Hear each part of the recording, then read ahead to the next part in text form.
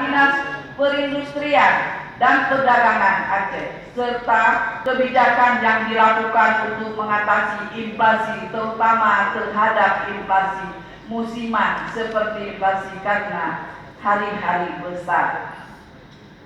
Indeks Pembangunan Manusia. Indeks Pembangunan Manusia mengukur capaian pembangunan manusia berbasis jumlah komponen dasar kualitas hidup.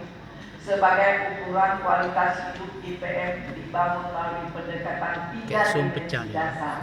Dimensi tersebut mencakup umur panjang dan sehat, pengetahuan dan kehidupan yang layak. IPM Aceh pada tahun 2021 sebesar 72,18, indeks meningkat pada tahun 2022 menjadi 72,80, indeks meningkat dari 0,62 poin.